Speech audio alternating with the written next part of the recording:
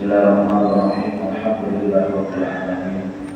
Allahumma shalli wa sallim wa barik ala sayyidina Muhammadin wa ala alihi wa ashabihi amma ba'du.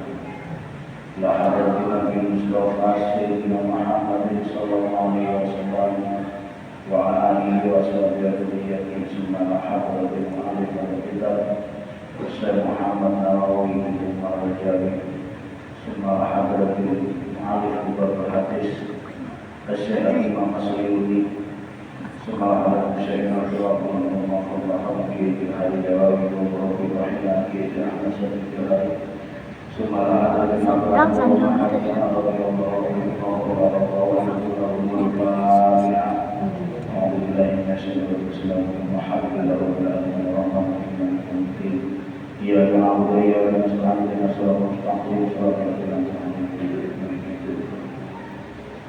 Bismillahirrahmanirrahim. Qala al-mu'allif rahimahullah wa nafa'ana bihi wa bi ulumihi billahi amin ya rabbal alamin. Bismillahirrahmanirrahim. Wa qala Nabi sallallahu alaihi wasallam, Rasulullah sallallahu alaihi wasallam bersabda, naumul alimi afdalu min ibadatil jahil. Tidurnya orang yang berilmu lebih utama daripada ibadahnya orang yang tidak berilmu. Si A punya ilmu, si B tidak punya ilmu. Yang punya ilmu ini tidur, yang tidak punya ilmu ini ibadah. Ini lebih utama yang tidur daripada yang ibadah. Kenapa? Karena faktor masalah ilmu. Kok bisa seperti itu? Dijelaskan oleh Syekh Nawawi. Ayat al-Qur'an alladzi yuraqi adab al-ilm afdalul ibadil jahil alladzi la yaqam adab al-ilm. Tidurnya orang yang berilmu ketika menjaga adab-adab dengan adab-adab tidur sesuai dengan aturan ilmunya itu lebih utama daripada orang yang bodoh yang ibadah tidak menjaga adab-adabnya ibadah.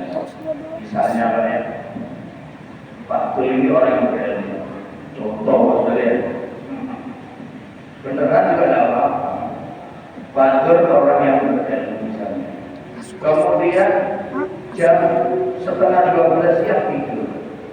Kenapa? Niatnya tidur karena ini waktu koimah disunahkan tidur. Tidurnya baru sudah nilai ibadah. Tidurnya mengorok.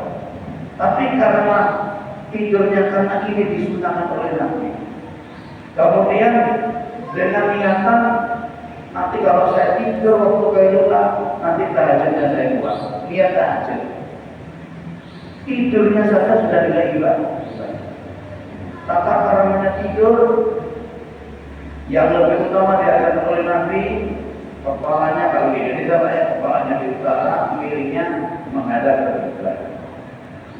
Terus kalau bisa lagi bantalnya itu pakai tangan. Ini karena Rasulullah seperti itu.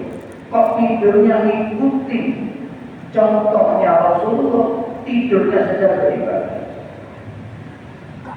Nah, kalau ada orang yang tidak punya ilmu beribadah, ini bisa dikalahkan sama orang yang tidur ketika ibadahnya tidak menetapi adab-adab ibadah. Misalnya, waktu orang yang tidak berilmu baca Al-Quran, mushaf Quran ditaruh di bawah, lurus sama kakinya, berarti tidak punya adab. Niatnya ibadah tapi nilainya dosa. Kenapa? Tidak menetapi adab-adabnya beribadah. Misalnya melakukan sholat ibadah dalam kondisi yang tidak terjepit, dalam kondisi yang nganggur, yang waktu luang tenang, waktu melakukan sholat di masjid dengan busana yang baru pulang dari sawah. Kalau ditanya najis enggak najis, bukan najis. Yang penting kan enggak najis. Nah ini orang yang enggak punya ilmu, sok punya ilmu gitu. Yang penting enggak sah. yang penting gak najis. Bicara najis sama gak najisnya oke, suci. Tapi apakah pantas menghadap kepada Allah dengan baju compang-camping, baju yang bau keringat dari sana? Logikanya, saya diundang sama Pak Bupati, tentunya menyesuaikan. Bupati yang menggambar diundang mungkin mau ada penghargaan apa atau mau dapat misalnya pelantikan apa, tentunya saya pakai baju yang bagus, yang spesial lah, pakai celana yang rapi, walaupun saya biasanya sarungan. Kalau perlu tidak ada baju yang pantas, nyari pinjaman. Kalau saya pakai sepatu, biar kalau nggak punya sepatu, nyari pinjaman. Kenapa? Karena nggak ada bupati. Masa ketika menghadap kepada Allah di rumahnya Allah, kemudian usahanya asal-asal. Ini yang menjadikan orang yang bodoh beribadah derajatnya dikalahkan orang yang alim yang tidur. Kepala Wafi riwayatin di Abi Nu'aim an Salman bi isnadin dhaif naumun ala ilmin khairun bi salat ala jahdin ay di annahu yadullu al-mutiru musaqihan wal mamnu jahidan. Kenapa tidurnya orang alim ini lebih baik daripada ibadahnya orang bodoh? Karena terkadang orang yang tidak berilmu dia ibadah yang dilakukan dia batal, tapi menyangka bahwa ibadahnya sah. Contohnya persentuhan kulit laki perempuan yang bukan mahramnya bunyinya batal. Dia menyangka enggak apa-apa.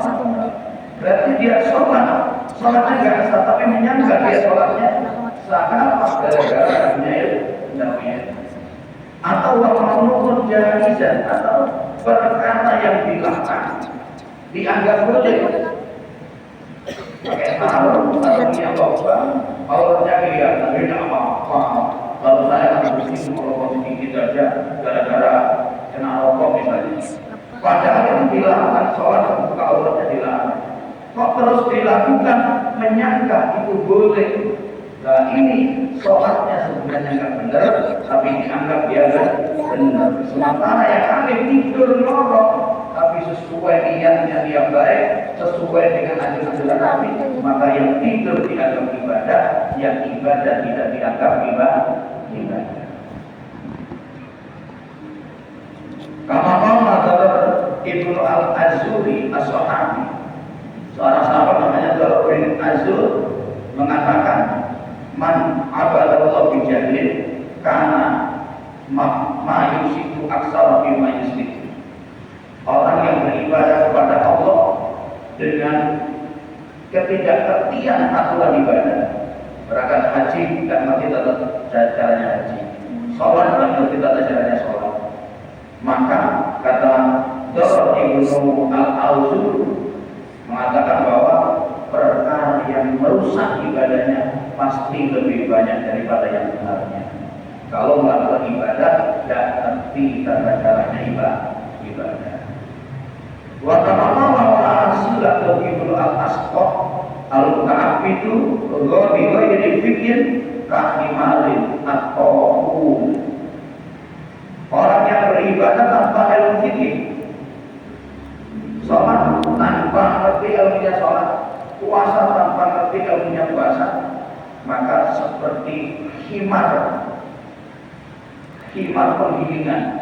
Maksudnya khimar penggilingan itu kan dulu hewan khimar ini banyak dipakai giling. Kalau di kita sapi pakai giling apa namanya, giling jagung kan giling tidak ada ujungnya. Dia jalan dari tapi nggak tahu batasannya di mana. Pokoknya udah jalan. Jadi orang ibadah yang nggak berilmu itu seperti itu. Nggak ngerti tujuannya apa yang dilakukan orang. Pokoknya udah diamalkan. Sama dengan khimar penggilingan. Nggak ngerti dia. Jalan dia nggak ngerti dia jalan itu tujuannya untuk menghancurkan biar jagungnya untuk dia nggak ngerti. Pokoknya dia jalan.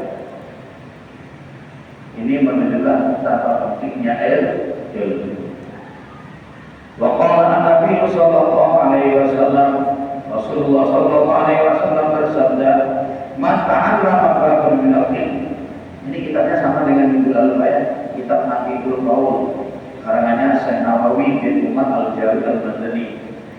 Cuma kitabnya beda, yang kemarin saya pakai yang tipis, terus saya coba lihat di Shopee loh ada kitab yang DKI. Kalau DKI ini kita ada berapa?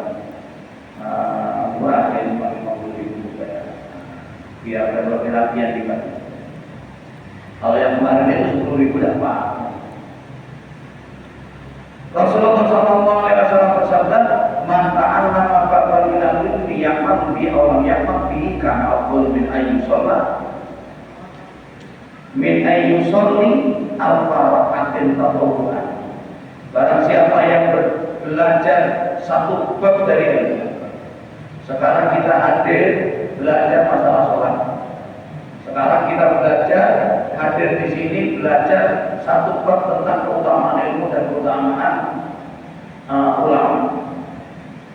Baik ilmu yang kita pelajari itu diamalkan atau tidak diamalkan, belajar ilmu lebih utama kata Nabi daripada sholat sunnah 1000 rakaat.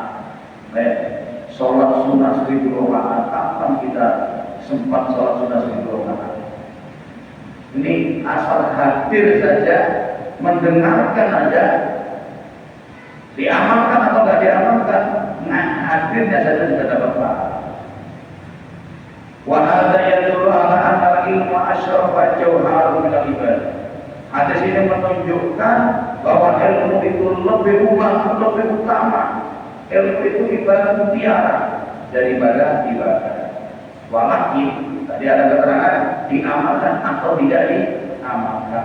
Walakin la budda lil abdi minal ibadati ma'al ilmi. Wa illa kana ilmu haba'an mansura. Tetapi tidak boleh tidak seseorang itu harus beribadah dengan ilmu. Kalau ada orang yang mencari ilmu kemudian tidak beribadah, maka ilmunya tidak ada gunanya. Haba'an mansura, seperti debu yang berhamburan, tidak ada gunanya. Pakai apa ilmunya? Belajar ilmu tidak diamalkan. Tapi hadir dapat ilmu sudah dapat pahala. Tapi berikutnya ilmu kita tidak ada manfaatnya. Bahkan Bapak-Bapak ya, ilmu yang kita pelajari itu tidak ada bedanya dengan harta. Mencari ilmu tidak ada bedanya dengan mencari harta. Maksudnya apa? Nanti ilmu itu pun akan dihisab oleh Allah, akan ditanyakan dengan itu. Sehingga makanya, dan ilmu itu sama dengan dunia. Harta kita akan kita bawa mati, kita bawa ke akhirat. Harta yang kita sedekahkan, ilmu akan kita bawa mati, akan menyelamatkan kita di akhirat. Ilmu yang kita amalkan. Kalau yang tidak diamalkan tidak ada manfaatnya ilmu. Yang tinggi ilmunya, ngerti tata caranya ibadah tapi tidak diamalkan. Ngerti ilmu bahwa masuk itu haram, bahaya dari begini, tapi tetap ada punya hati yang iri hati. Tidak ada gunanya ilmunya. Tidak bisa ilmunya membantu. Yang membantu di akhirat adalah ibadah kita yang didasari dengan ilmu. Jadi sama-sama penting ya. Ilmu aja tidak ibadah bagi ibadah saja, tidak punya ilmu juga sia-sia. Karena ruwiya Abi Hurairah radhiyallahu anhu dari Nabi sallallahu alaihi wasallam. Sebagaimana hadisnya diriwayatkan oleh Abu Hurairah, Nabi Muhammad sallallahu alaihi wasallam bersabda, "Ma min alimin," tidaklah ada orang yang alim, orang berilmu, la ya'malu bi ilmihi, tidak mengamalkan ilmunya. Seorang ulama, seorang ustaz, ilmunya banyak, ilmunya tinggi, tapi tidak mengamalkan ilmunya, illa naja'allahu mawla bisyadatin. Tidaklah ada orang yang alim, orang yang berilmu yang tidak mengamalkan ilmunya, kecuali Allah Subhanahu